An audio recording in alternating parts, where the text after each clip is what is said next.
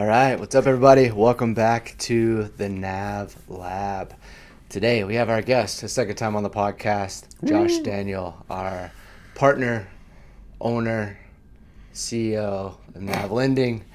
And Josh, how's it going? Good, man. How are you? Thanks for having me back. Yeah, we didn't know if we were going to, but we decided to let you back in. I mean, after the last one was kind of a disastrous vomit of words that I probably should never say on a radio. Yeah, if anybody wants some entertainment, head back to, I think it's episode like 8 or something. And no, it was actually, it was a great podcast. It was very interesting to learn how you got started in the mortgage business. You've been doing this a long time. But I wanted to have you back on because we've had a lot of changes recently in rates, also the conforming loan limits. Yep. I think every lender in the state of Colorado sent me an email about it. Why don't you give us like a quick update? What's going on? Yeah, so kind of what's going on in the market right now is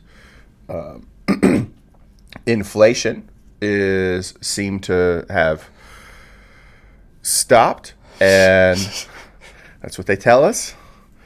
And supposedly we're about to see disinflation next year. And due to that, interest rates have come all the way down from, oh my gosh, high sevens. Now we're in the high sixes. So we've come down like a whole point. In fact, the jobs report just came out today and showed that we were in favor, meaning that we were losing jobs. And due to that, interest rates got even better today. So we're trending in the right direction for where interest rates are. It's looking like interest rates are going to settle somewhere around 6.5% next year. And I would imagine that's going to bring a lot of buyers in off the fence that have been kind of like, I don't know, because now you can get like a 2-1 or a 3-1. I mean, shoot, you can get a 3-1 and get an interest rate in the threes. Right. And we haven't seen that in years. So a lot of exciting stuff going on in the market right now. I was a little fearful that typically when the jobs report comes out, it's not accurate. Imagine that, a government report not being accurate. And it'll come out high, and then all of a sudden the market reacts and interest rates go the other way. But then 4 days later, they're like, well, half of those jobs were seasonal jobs. And you're like, wait, why didn't someone figure that out before you completely disrupted the market? But fortunately, jobs report came out, lower than expected. Interest rates got a little bit better. And there should be a little micro burst of refinances, I would expect, next year from all the individuals who have bought that were in the sevens. It's going to totally make sense for them to refinance. Yeah. But everything in the market's looking really good. If you believe the hype of the election year, we're going into an election year, so everything's going to be amazing next year. So, Biden can get reelected. Yeah. So on a point you made about inflation not going up this past, however long, quarter or whatever. So what I read was that 5% of the GDP that they count when they're factoring in inflation. So it didn't move 5% like it was, apparently, right? But 5% was actually the government's allotment of spending in debt. So it's actually, we still have inflation, but the government just kind of made it look like we don't have inflation right now because of their spending. Okay. So are you familiar with Peter Schiff? No. This is an economist that I follow, and he explained it a lot better than I did. Okay.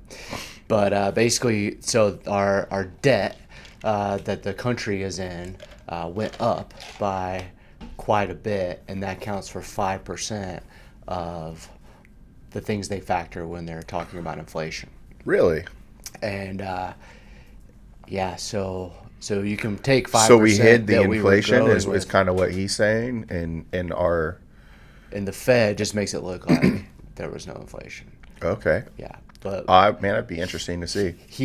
I'll send you the video, but his stance is that we still have crazy inflation and it's only about to get worse because the government making it look like we're not having inflation and now backtracking on raising rates and holding fast throughout next year is actually pretty detrimental.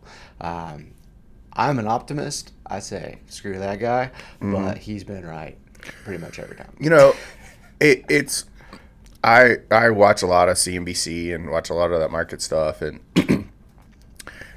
it's really entertaining when you can have like a panel of 10 experts on, and every single individual that you talk to has A different opinion. Of what's going to go on.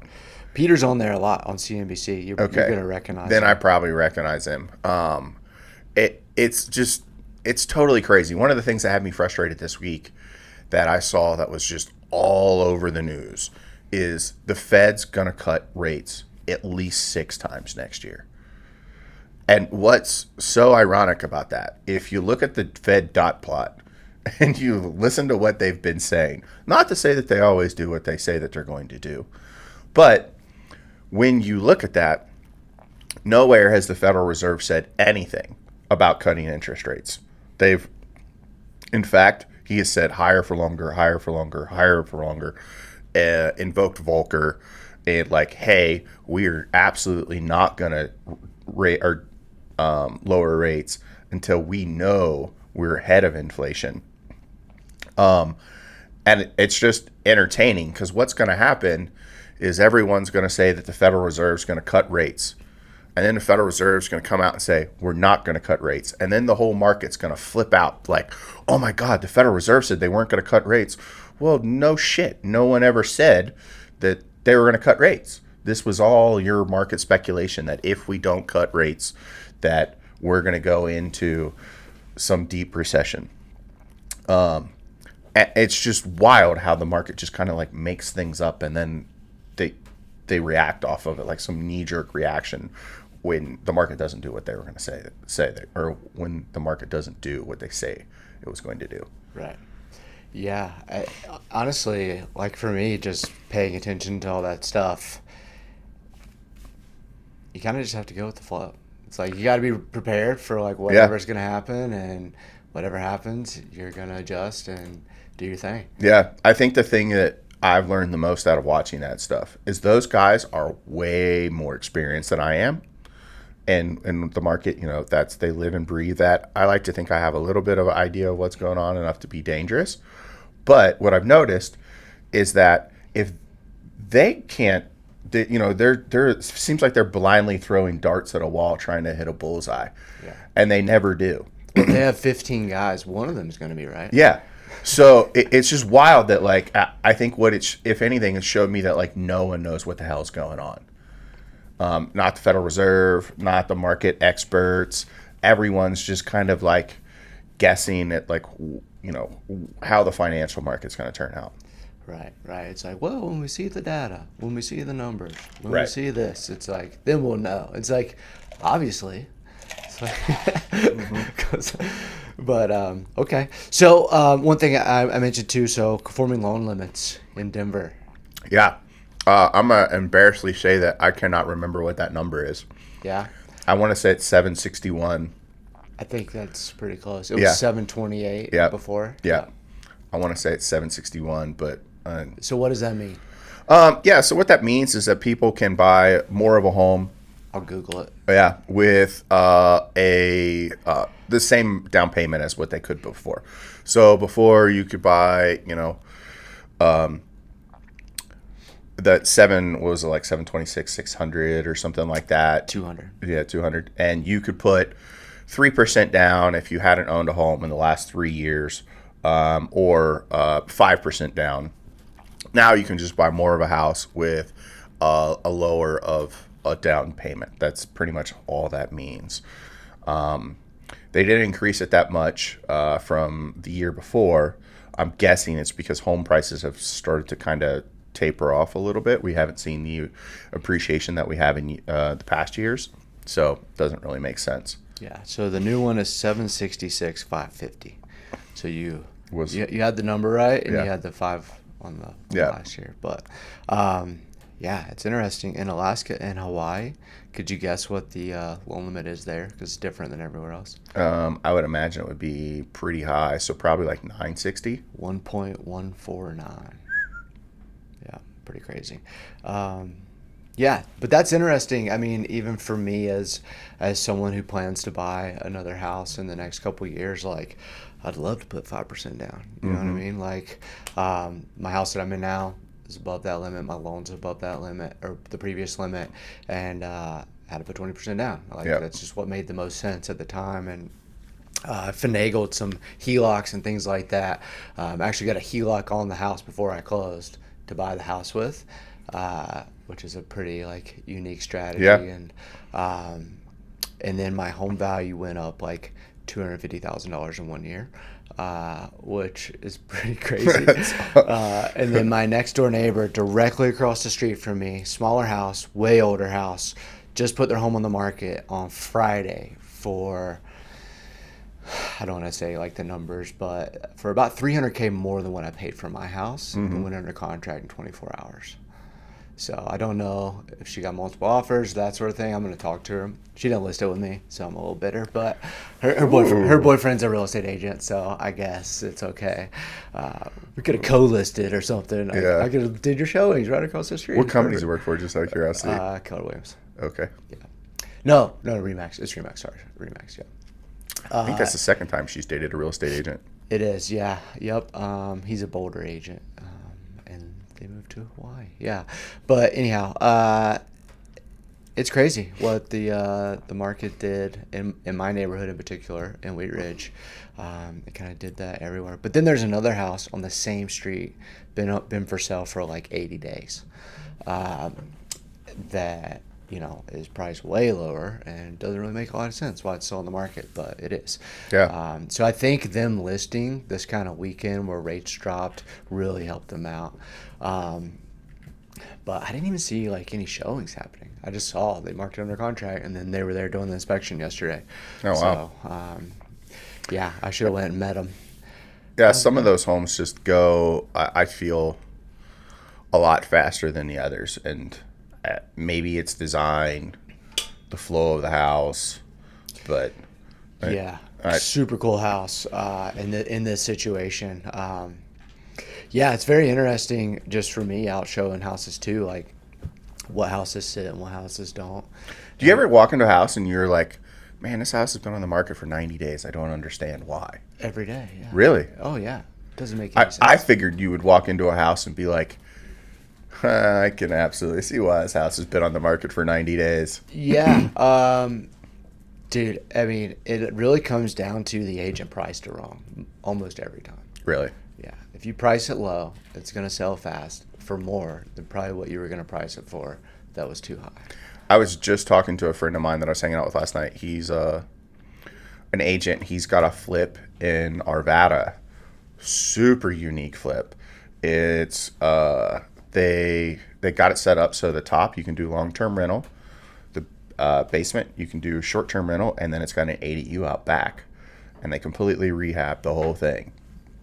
He thought it was going to sell for $800, and one of his agents walked through it and already has an offer in hand for $850.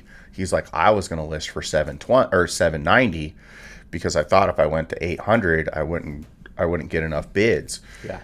But he's like, man, I haven't even put it on the market yet. And I'm at $850, and he's got another offer at $800. And he's like, man, should I just take the $850 offer and like run, or should I throw it on the market and see what happens? Probably throw it on the market. Yeah. Yeah. I mean, if he's got that offer in his back pocket and they're not going anywhere, Yeah. why not? You know, unless that offer is like, hey, we need to buy a house like yesterday. Right. We need to know. Yeah. But if he's a good agent, maybe he can finagle his way. The agent that came in is one of his really good friends, and she said that her clients have been looking for like months and hadn't seen anything like that because this agent's really particular, and it sounds like he went over and beyond on his flip. Instead of getting like builder quality, he's like, I just went one step higher, and that made the difference. It does. In my flip of just when you walk through it, you can see that someone took the extra special care of this one. Yeah. I've got some clients right now. They're looking like 500 to 600. They're good friends, and they just found a house in like Inglewood. It's not even really where they wanted to be, but the flip, they did that. They went a little bit better grade than that builder quality. Super nice flip. Home start at 615. They dropped their price to 600, and it's in a pocket of like 600 to 700 houses, and it's the nicest home on the market. But they listed right when rates hit 8%, right? Yeah. So no one was buying. They got 3 offers first weekend, asking for like 30 grand in concessions. All 3 of them asking for crazy concessions to do a 3-2-1. That's what every buyer wanted to do. And the agent, investor, parent, dad and uncle are the flippers. He's the agent on all the deals. Super cool guy. And he told me, he's like, spilled the beans. He's like, yeah, we didn't think it was worth it. Like, we'll pull it off and list it back, March 1st. And I was like, yeah, that's a pretty good idea. Probably sell it immediately for more. And they did. They pulled it off the market. We tried to negotiate lower. Just didn't make sense for my guys because rates were so high. 2 weeks after being pulled off the market, he went under contract at their list price. Same buyers. Rates just dropped, and now they could afford 600. Yeah. And it's kind of crazy. He said he got 2 offers in the same day, so they have a backup offer signed at list price, and they're under contract at list price. It's amazing how much interest rates will just absolutely sway the market. I think next year, if we sit in 6.25 to 6.5, we're definitely going to see a completely different market than we have in the last 12 months. What is it, like a 1% drop in rates brings 5 million more buyers to the market? That's nationwide, obviously, but it's just, I mean, we didn't stifle demand at all with high interest rates. We just stifled affordability. Right. And supply. And supply. Which stifles demand even more. But it's really going to be interesting to see, next year, what happens with next year. Right. Because one of the things that the Federal Reserve is trying to do is they're also trying to stifle the demand for homes. They want that appreciation to kind of flatten out and not go up. And they're kind of in this weird catch-22 situation that if interest rates go low, we're going to see a spike in real estate activity. And then all of a sudden we're in that multiple bid situation. We're in the appraisal gap situation. And they have clearly said that is no bueno. Yeah. So I read, so Zillow came out with their market forecast for next year. And basically what they're saying is they think it's going to be a little easier for home buyers because sellers are going to accept that 6%-ish rates are the new norm and now start to list and buy again. So they think more listings are going to come because sellers don't want to sell in a market where they're now going to have to accept a higher interest rate on whatever they buy. But if they accept that that's the rate for the foreseeable future, then they're going to start to list more. That's what Zillow thinks anyway. I'm really excited for people to accept that. Yeah, me too. I'm tired of having these conversations of we're going to wait till next year. What I would call my most active buyers emailed me yesterday. They're pre-approved with you, and they want to hold off for the foreseeable future. I tried my best to, hey, I'm here to help when the time is right. However, I do want to let you know that rates are really a lot better than when you first got pre-approved. And just reiterate that this is the only time of year where you're going to get concessions and, not have to bid against other people, yada, yada. But some people, they just can't see past that. And I'm telling everyone, if I could buy a house right now, I would 1,000% be trying to buy yesterday or 3 weeks ago when rates were 8%, because that's when you're getting a steal. Yeah. And in the long run, that is what's most important. Yeah, I think what's happened in the generations that have grown up around the 4%, 5%, 3% interest rates, they think that's normal. And I completely understand why they think that's normal. But what they're not looking at is how we got there, Right. and that's not gonna. I mean, could it come back? Possibly, if something horrible happens. But 6.5 to 6.25 has been the average interest rate for as long as I can remember. When I got in the industry, that's what interest rates were 6.5 to 7. And granted, home prices were way less than what they are right now.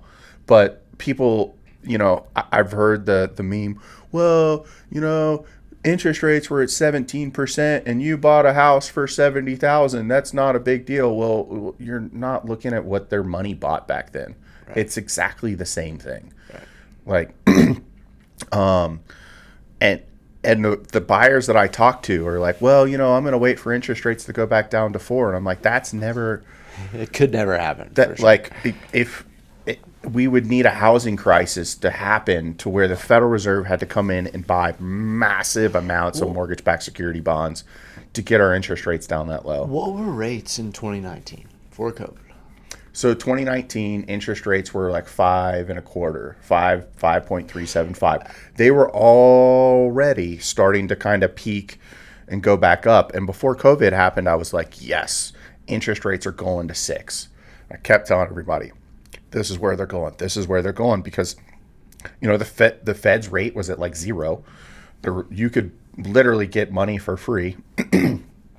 So it made sense for people to buy mortgage-backed securities at those interest rates because there were no high-yield savings accounts or anything like that. A 30-year mortgage bond made sense for an investor to buy. Yeah. But that's no longer the case with the way that the Fed money is and where we're getting our borrowing power. I don't see interest rates going back down that low again. Right. Well, I was just thinking like the first 3 homes I bought, interest rate was 6%, 5%, and then the third house I think was 4.5%, and then my current home I bought at 2.5%. But I bought it right, right. 2021, I think. Yeah, 2021. And then I refied the other 3 to 2.5%, or as low as I could get them because they're now investment properties. So right. I was dinged a little bit, but all of them are under 3.5, I think at this point. But yeah, so like when I first bought, I actually bought my rate down. I think my rate was like 5. So I used a grant program through Guild Mortgage. It was a 3% down. I had to bring 1%, and was that Chaffa? No, I take it back. It was a 5% down program, and I brought 2% and got a 3% grant through Guild. Okay. They called it a grant. I don't know exactly how it worked out, but I got hit on rate, and then I added a rate buy down. So it was like this circle of you got hit for rate, but then I bought it back down, and then I paid my MI up front as well. Oh, okay. Which was super dumb to do. My loan officer, still a good friend, I can't believe he let me do that. Because within a year I had 20% equity on that house. Right. So it didn't make sense for you to buy all that out. Yeah. It was. But my rate was higher for sure, and then I refinanced now, and got lucky. Just timing the market and all that stuff. But to your point earlier, just talking about home prices and stuff, I don't think our home values are going down anytime soon. We just don't have the inventory, which then makes sellers not want to sell, which then is this circle of no one wants to put their home on the market right now. We're definitely in a very unique spot as far as real estate's considered, because everyone has a lot of equity. The majority of people's interest rates are below the appreciation rate, so people are pretty much living in their houses for free. Right. So it's going to be interesting to see over the next couple years of how many of those people that have those low interest rates are going to walk away from them. Statistically speaking, most people are only in their interest rate, statistically speaking, most people are only in their mortgage for about 5 years. And then some type of life event happens. They get married, they get divorced, they have a child, there's death, they need equity, something along those lines. So it's going to be interesting to see how the market digests those lower interest rates. Are those people, going to come to market, or are we going to see less market or or less homes on the market just because people can't justify going from, a mortgage of $2,500 with their current home to a mortgage payment of $4,500.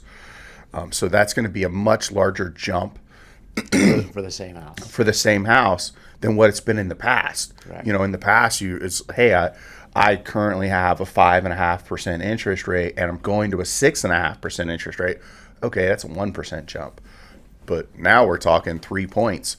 That's gonna, it's significant. If I had a 3% interest rate on a home, the likelihood that I would sell that house would be nil. Zero. Like, don't sell it. I would not sell it. I turn it into an investment property. Worst case scenario, because I'm literally making money every time the payment is made, because my house is probably appreciating at 6%, right? And I got a 3% interest rate. You're beating the bank. You're beating the bank, man.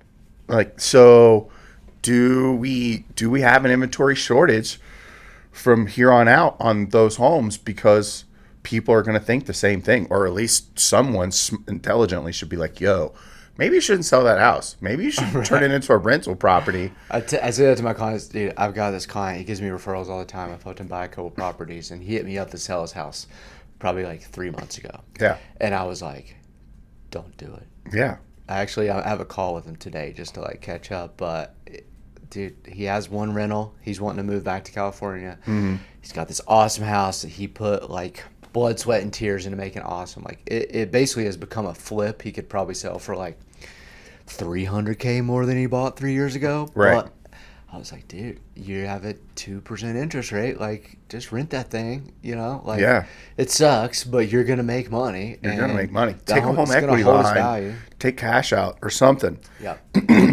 Yeah, so one thing I was going to bring up too is like, throughout real estate, no matter what I'm doing, I'm always trying to be empathetic, right? Mm-hmm. I'm always trying to put myself in the other person's shoes, whether it's the seller and I have a buyer. I'm trying to think like them, trying to understand why they're making the decisions they're making. But recently I've put myself in a buyer's shoes. Like you said, a life event. My wife and I are planning to have kids soon. Mm-hmm. So I've been thinking, is my house, good for kids? It's good to have guests. We want our parents to come stay when we have kids, but kids have their own room. We plan to stay in the house for 5 years. We've been in there a little over 2 years now.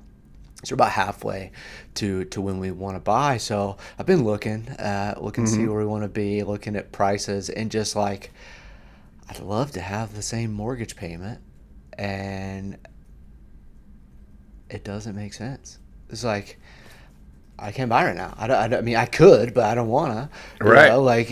And where I want to be, I want to spend a little bit more than what I'm in. Yeah. And move up a little bit, get at least one more bedroom, if not two more bedrooms. I want to be outside of the city now, so I've been looking in the foothills, Genesee, Evergreen, kind of those areas. And like, to get what we want, you have to spend $1 million.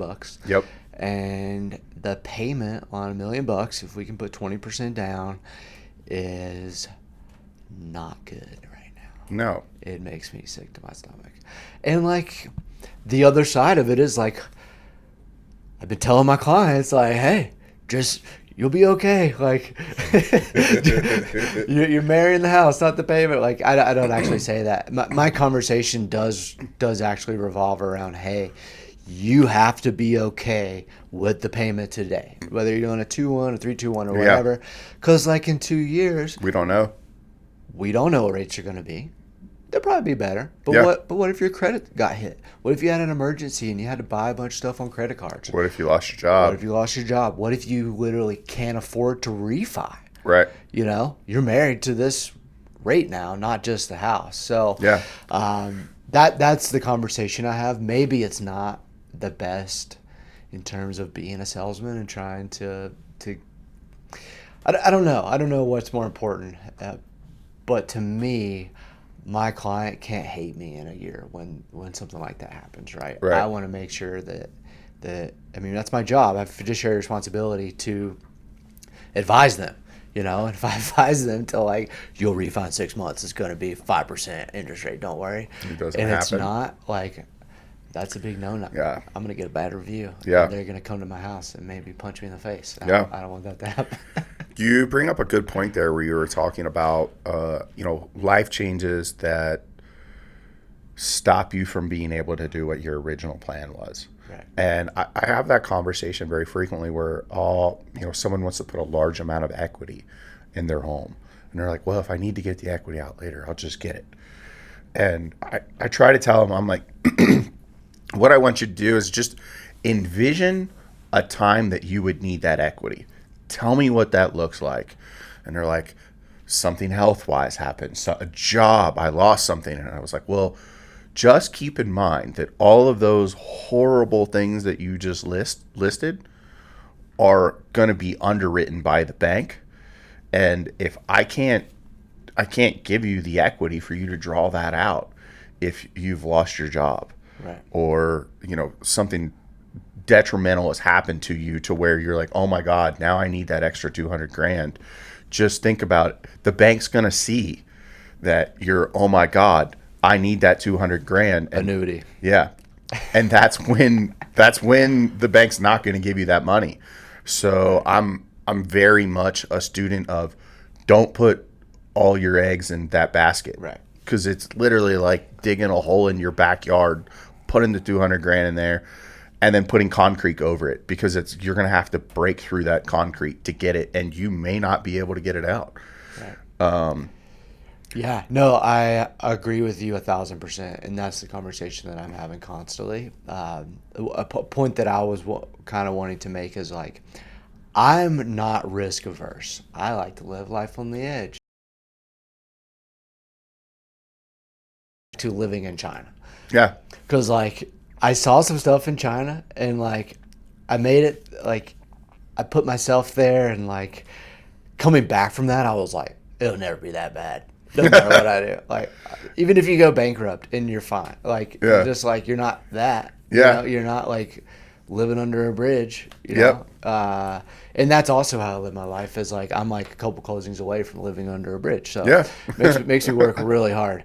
That's a great perspective, though. I feel like a lot of people don't have that perspective. They're like, oh my God, my life is horrible over here. And you're like, bro, you don't even know what horrible is. You don't live in communism. Yeah. Like, you've never seen it. It's just not, no. I remember when I got deployed to Iraq, and like we're like rolling through this city, and it's like these mud huts, no electric, no running water. And I was the most spoiled little shithead on the planet. And I'm like, whoa. Right. Okay. I just got back from going to Cancun, all trips paid. It was a massive party. And now I'm looking at these, and I was like, oh man, my life sucks. It could get just like so much better. And the perspective of just seeing the haves and the have-nots completely just blew my mind. Yeah. And whenever I travel abroad and I come back here, I'm like, it's not that bad. Right. Dude, and this is why I have no patience for a lot of people and like things on the internet. We talk about this all the time. Mm-hmm. Just like entitlement, victim mindset. Yeah. It's like you live in a giant house. Yeah. You have a great job and you're a victim. No, you're not. No. You don't live in a mud hut with no power, no running water. Like maybe that's a victim. Yeah. For real. Yeah. You know what I mean? When you look at like geopolitically, what's going on in the world, so you got like your bombs aren't dropping on you. Seriously. Someone's not like, you're not like running away from like someone trying to rape you or something. Like these are realistic things that are happening in our world right now, and we don't have to deal with that. Every morning I like do this like gratitude meditation. And in the gratitude, I write repeatedly, no bombs. No one's trying to kill me. No one's trying to shoot me. Like, we are in America, and even in the least safe spot, we're still not that. Right. There's this really popular, so Dana White was just on the Nelk Boys podcast. I know I just brought up two controversial things.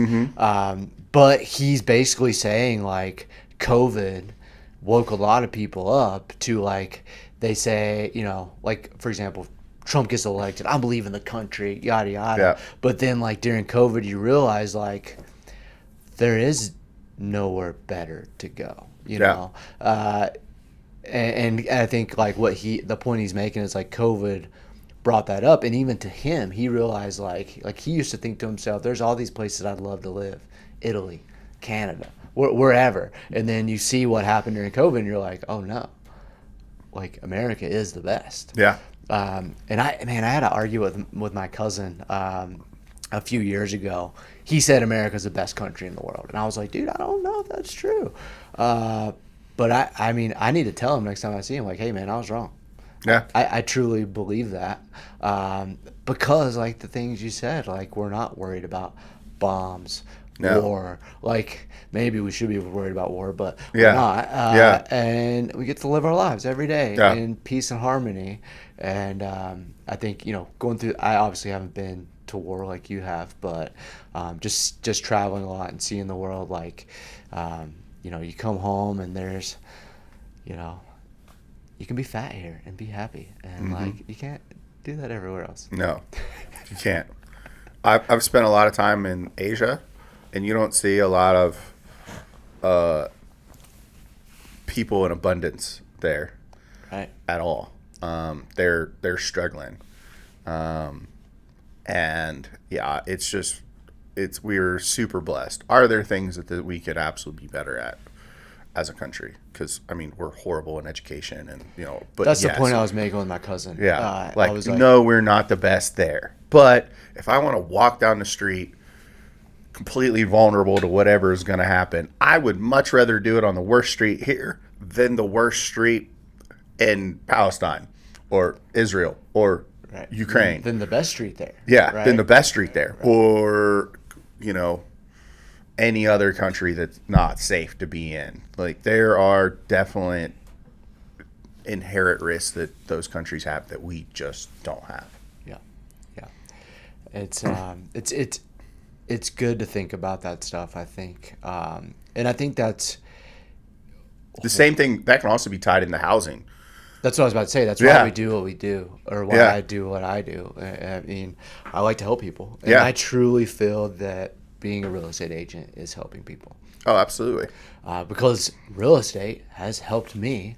Like, I wouldn't be sitting, like, my life, oh my God, compared to, like, when I first started doing real estate, I had not only did I not have any money, I had to borrow money just to, like, get through my real estate exam. You know what I mean? Like, I borrowed money from my mom. Yeah. Luckily, my mom is a saint, and she gave me some money that I paid her back. But, like, I survived for 3 months as I got my license, and then I got my first closing, and then I was good. But, you know, buying real estate. How long did it take you to get through to your first closing?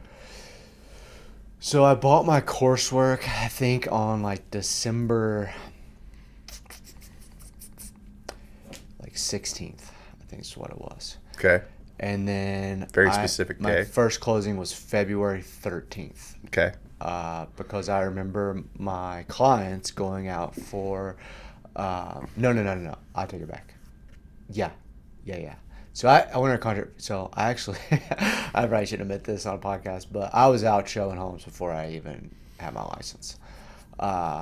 Don't do that, kids. Showing assistant. Yeah, I didn't say that. I was a showing assistant. Yeah. But before I wrote any contracts or anything like that, I was licensed and ready to go. But I think I got my license in like 25 days. Yeah, I've told this story, but a lot happened to me around that time. I lost my job, like literally the next day, bought my coursework after I convinced my mom that giving up on my career and my 5-year degree that they paid for, helped pay if we split, was a good idea. What was that? Just out of curiosity. Industrial design, product design. Yep. So worked for a designer for a long time. Had one job in sales mixed in there.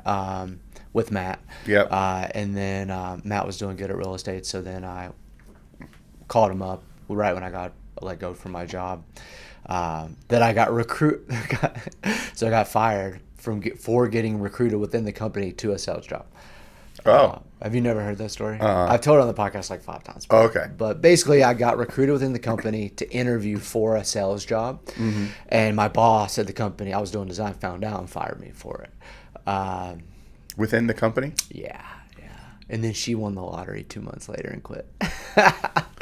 No way. But how much did she win? Greatest, I think $2 million. Yeah. She's on a beach somewhere drinking Mai Tais now. The story I got was she quit and bought a Porsche, and that's what happened. Yeah. She was like pretty well off. Her husband made a ton of money already, but yeah, I actually really liked her, even though she fired me. She was a badass. But yeah, so literally drove from there to iHomes, interviewed, like still tears in my eyes from getting fired. And Justin was like, "Come here, it'll be okay." Yeah, I don't even think I talked to Justin really. It was Isaac. Okay. But Matt and Kyle, vouched for me. Yep. I think they had like 15 employees at the time or less. It was awesome. There for like the first 6 months working there was great. That place was really. I mean, Justin had created something pretty interesting there. Yeah. I remember going in and there's like the air hockey table, the ping pong table. Like, it was just more of like a college.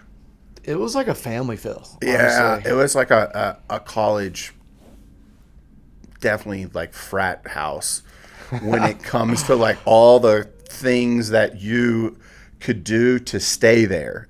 Like, I felt like Justin tried to make it to where you wanted to hang out at work. Right. They created an environment that had everyone come in there first thing in the morning and stay in there.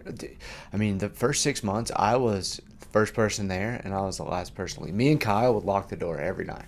Me and Kyle would just stay there till midnight, blaring dubstep, doing follow-up, writing contracts, just making calls. Busy as could be, all day long. Just call. Because back then Zillow leads were like closing 1%. So and it wasn't a hot connection. You had to get the person on the phone and make the sale and get them out to either do a buyer's presentation or get them out to see a property. Yeah. And it was tough, but it was fun. I mean, and it gave me a lot of skills that, I definitely wouldn't have the success that I have now if I didn't get started like that. I don't think. Speaking of those calls and cold calling, how do you think technology is going to change your guys' sales process? Because now you have these AI models that you could upload everybody's phone number into, and all of a sudden it's ring. Hello, this is John over at somewhere, and it's like the person's talking to a computer. Right. And you can literally dial thousands of people and book new appointments and bring people from way the depths of the cold vaults and bring them back to warm leads. And if AI calls you, are you gonna recognize it's a robot? I don't know. I've listened to some that I can't tell. Okay. Have you seen the ad for Air AI? Yes. So I saw it yesterday. I just sent that to Matt, and I was like, I sent it to Matt too. No way. I sent it to him yesterday. I sent him to him yesterday. That's hilarious. See, they're already getting us. Yeah. Yep. But so they're selling the VR for Apple. That's what it's selling, and they sell.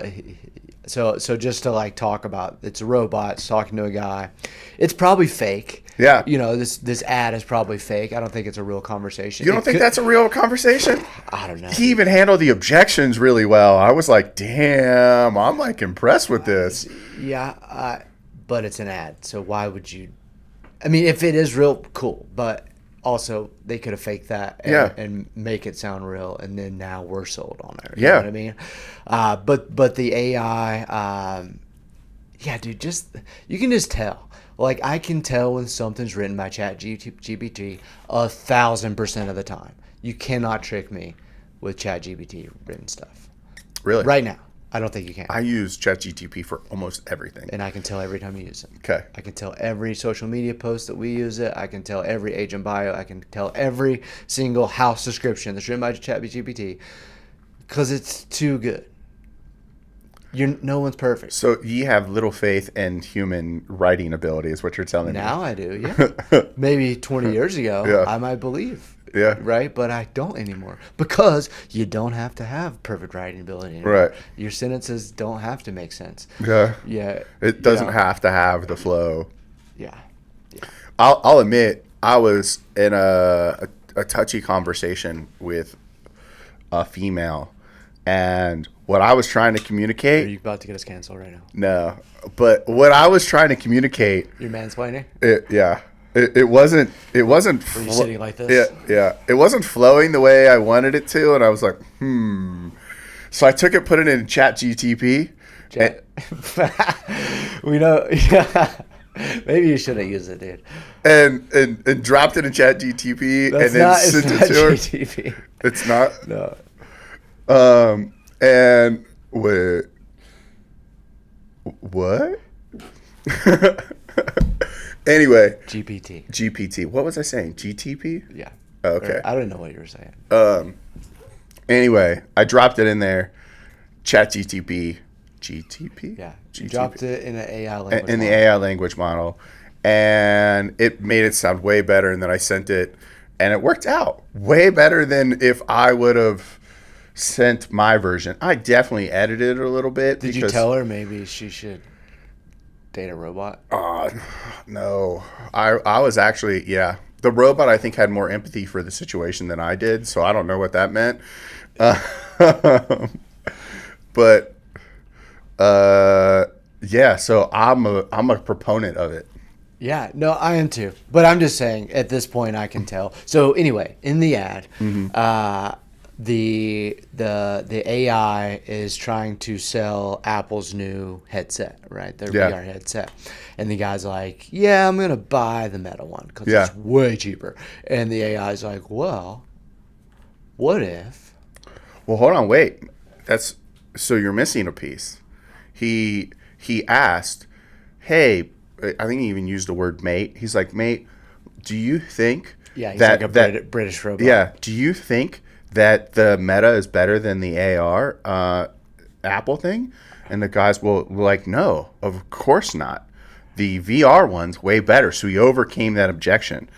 And then he isolated it, and he's like, so would you buy the VR headset if it was just $300? And he's like, absolutely. And he's like, well, what if I could tell you that you could have the VR headset for $300 a month? And then the guy's like, oh, I could do that? So he isolated the objection, he overcame the objection, and then solved the problem. And then he asked him who would win in a fight between Elon Musk and Mark Zuckerberg.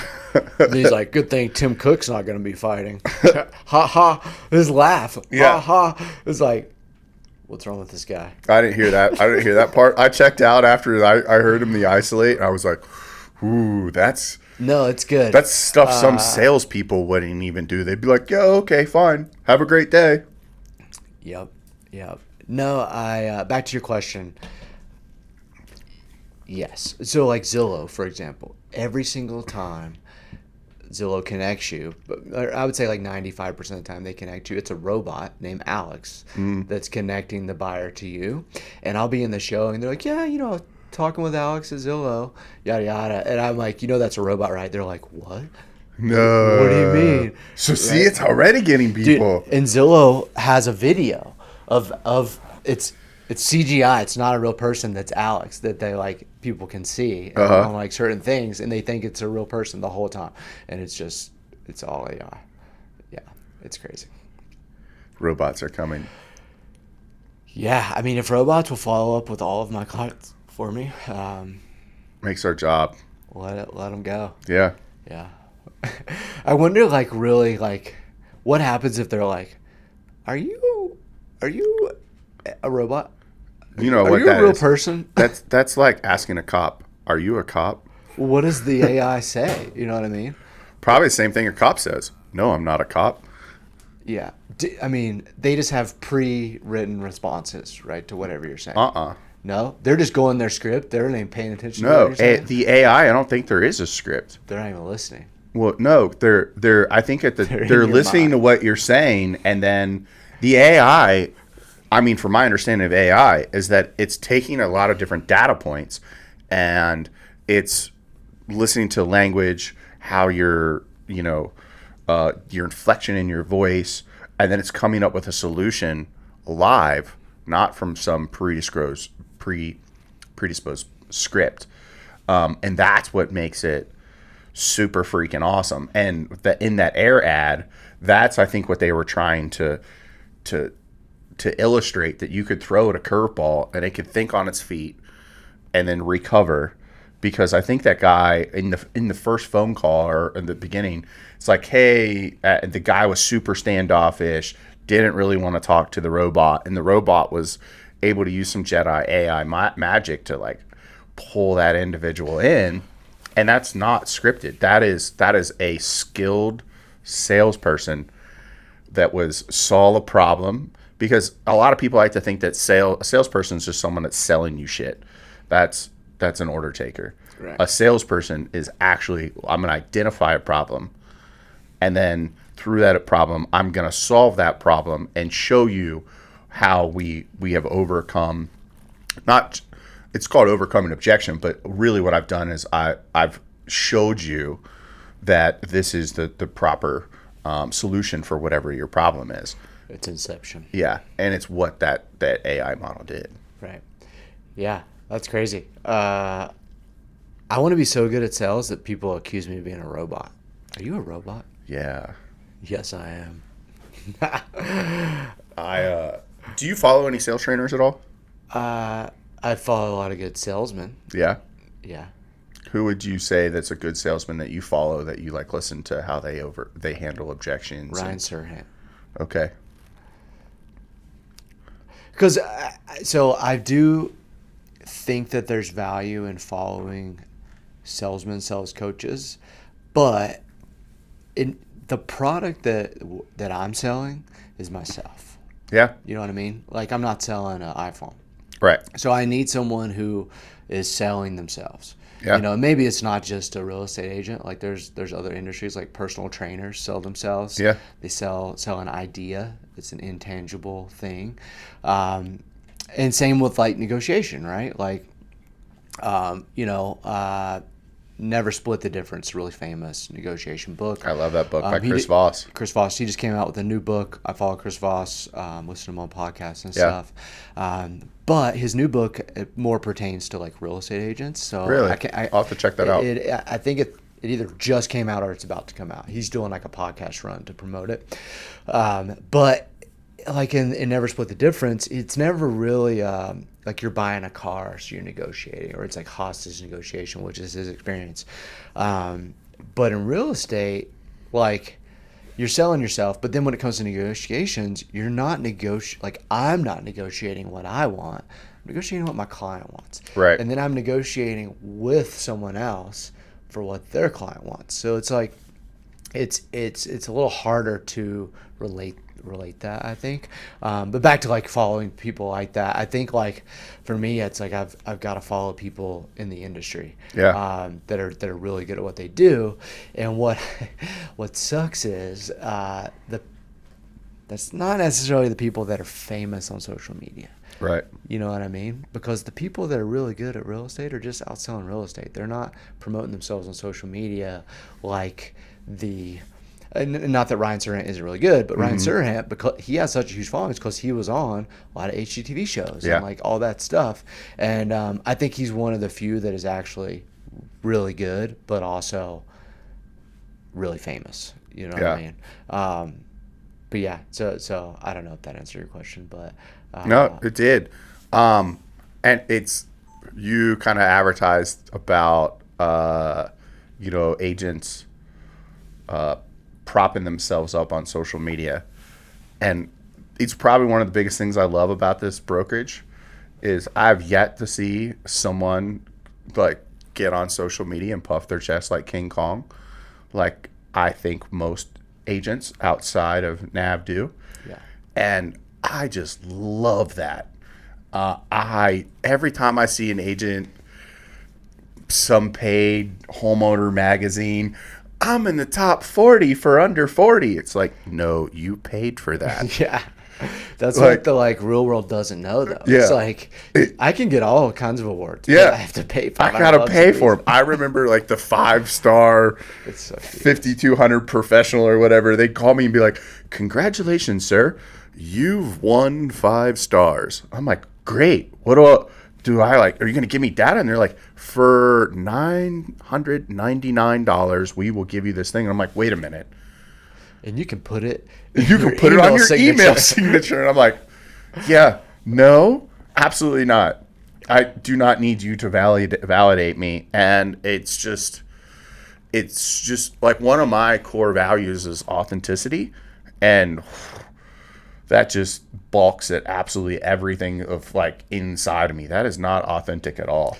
Right. And it's just really, it's beautiful to watch that the agents that we work with aren't out there going, I've helped 75 families this year and made $300,000, because I feel like that's really what a lot of them are saying is like, hey, check out how much money I made this year. Right.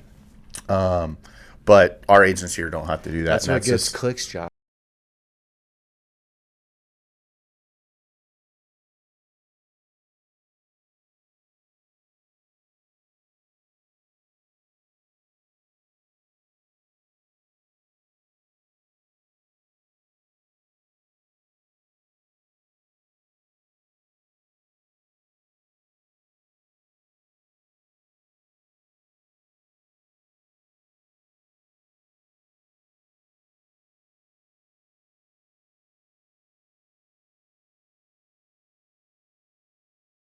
Interest rates are right now before we get into the spring season.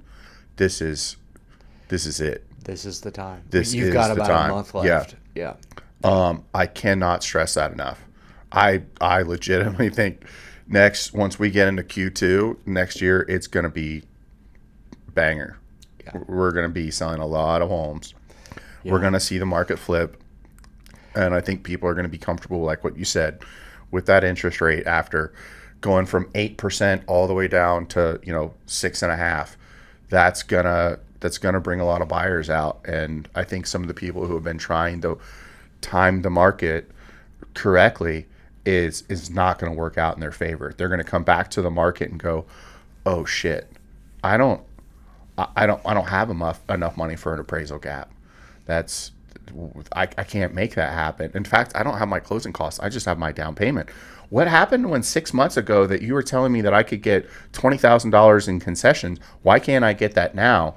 And I feel like that's going to be the hard conversation that agents and lenders are going to have as we go into Q2, who were shopping this year, is they're not going to see, oh, I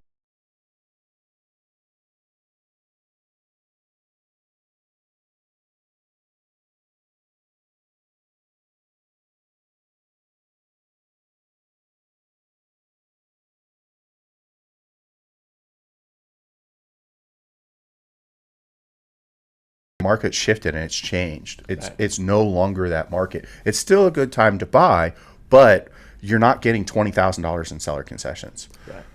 You're getting the house at or above what the list is, and in some cases you may have to cover an appraisal cap. Right. And we don't have that right now. And you're shopping at $500,000. Yeah, that doesn't exist anymore. Right. Those houses are now $550,000. No. Absolutely. Or more.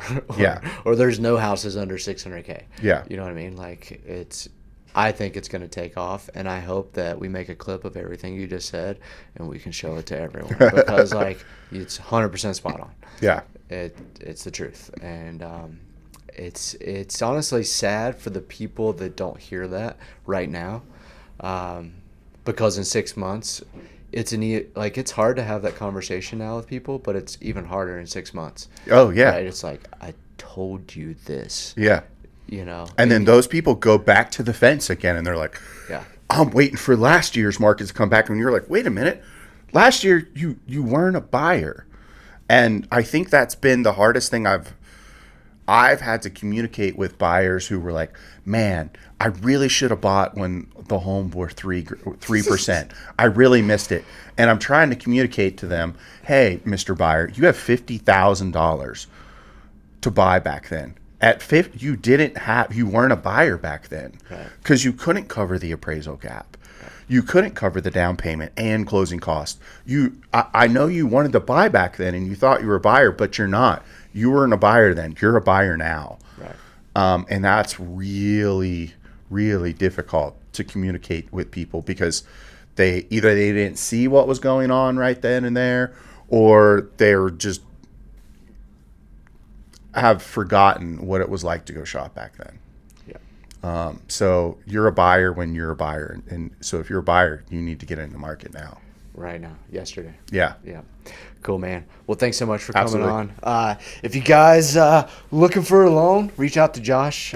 He runs NAV Lending, and I guarantee you he's going to be able to beat any interest rate that you've been quoted, that you're not paying for, and he'll take great care of you. But thanks for watching. If you like the podcast, hit that like button, hit that subscribe button. We'll see you in the next one.